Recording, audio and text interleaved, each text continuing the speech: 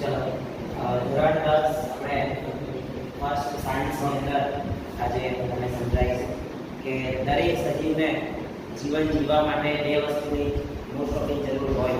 એમાં એક તો હવા છે અને બીજો સાથે ખોરાક છે, પાણીની સાથે.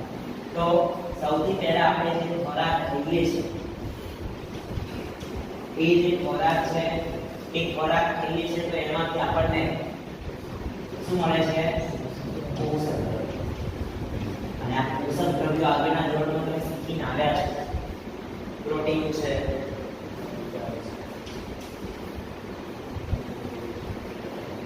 ચરબી છે, કાર્બોહાઈડ્રેટ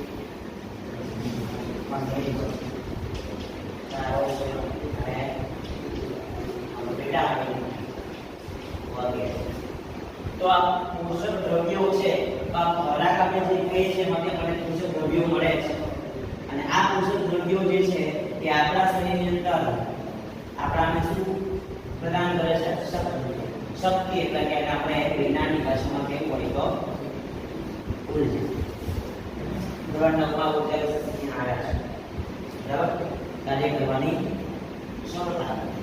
તો આ જે ઉર્જા આપણે મળી એ ઉર્જાનો ઉપયોગ આપણે આપણા શરીરની અંદર ની જે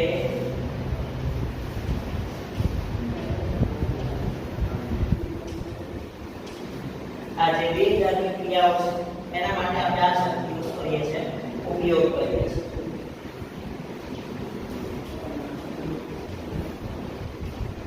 તો આ જે ઉપયોગ કર્યો એ કોના લીધે આપણા શરીરની અંદર ક્રિયાઓ થઈ બધી વેગદાની છે. વેગદાની એટલે શરીરને લગતી જેટલી ક્રિયાઓ છે, જેમ કે આપણે મનુષ્ય શ્વાસ લઈએ છીએ, બરાબર?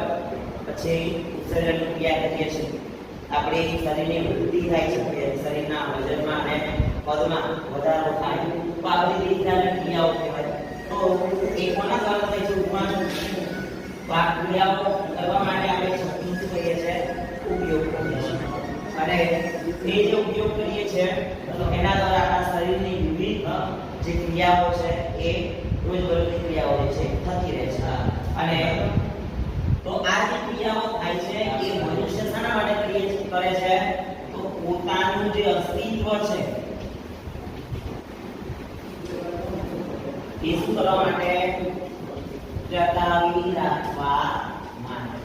કે પોતાનું અસ્તિત્વ મનુષ્ય જે છે એ ટકાવી રાખવા માટે એ જાતની ક્રિયાઓ કરે છે. અને એ ક્રિયાઓ કરવા માટે આનો ઉપયોગ. તો આ જે ક્રિયાઓ છે ને જૈવિક ક્રિયાઓ. તો આપણે